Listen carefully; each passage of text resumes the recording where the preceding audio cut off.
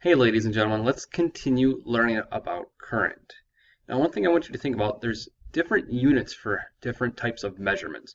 Whether we're measuring distance, time, if we measure electrical potential, well that's voltage. If we measure current, so if we measure current in an electrical system, the unit that we use is amps.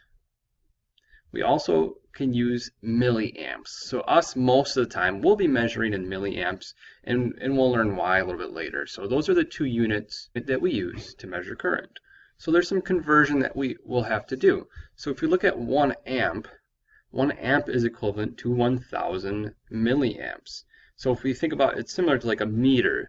If you think 1 meter in distance is equal to 1,000 millimeters in distance. So what's important is that we understand the size of an amp versus the size of 1 milliamp. So what is bigger, 1 amp or 1 milliamp? So as our conversion rate shows us here, 1 amp is definitely bigger. It's 1,000 times bigger. So that means if we want to convert from 1 amp to milliamps, we'll then take 1 amp times 1,000, and then we get 1,000 milliamp. So to convert milliamps, we take milliamps, we divide that by 1,000, and that will give us our amps.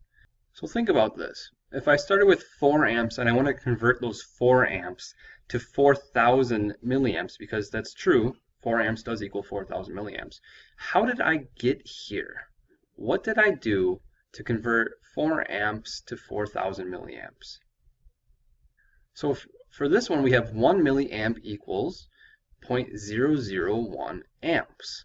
So now, how did we get here? How did we convert milliamps to amps? What kind of math did we do?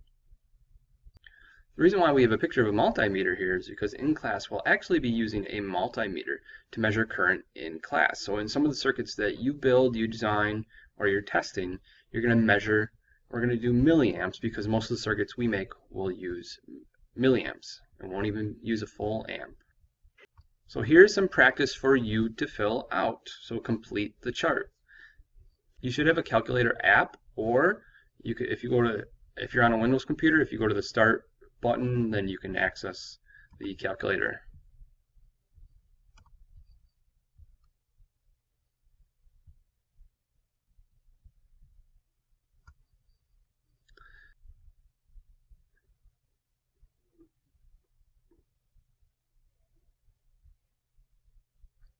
Thanks for trying out the conversions. Congratulations if you got them all right. If you didn't get them all right, thank you very much for trying.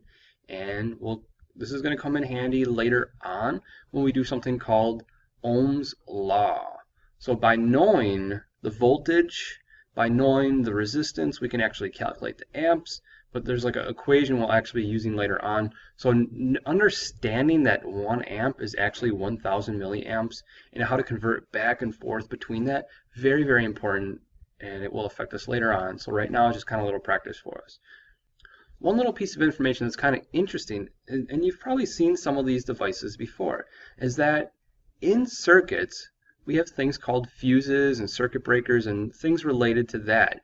So what happens is if the current is too strong, that what would happen is this little metal section in here, it would melt and it would break the circuit, and then the electricity could not flow through. So we have certain things in our devices to protect us from too much current. Here's another fuse. So you can see this little curved piece of metal in here. So if too much electricity is flowing through here, if too many electrons are flowing through there, it's going to melt that metal and break it instead of like starting a fire and possibly hurting somebody. And then this would be an example of a circuit breaker, and you have these, if you're in a house, you'll have these most likely in your basement, and sometimes you probably notice they have to be switched on or off if a device appliance is using too much current.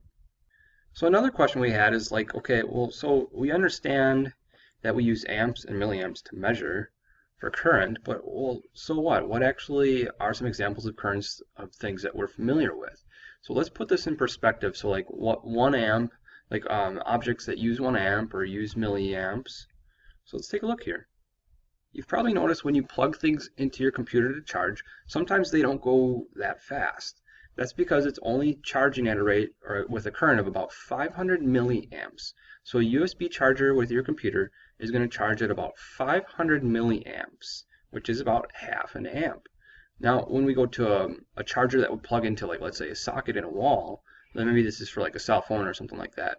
Maybe that would go at about 1000 milliamps, which would be the same as, let's keep moving up. So a refrigerator, kind of like when it's running, it's maintaining itself, is going to be around right around 3 amps. But sometimes you'll hear a refrigerator turn on, like the motor, the compressor gets going, and you can hear it like do whatever.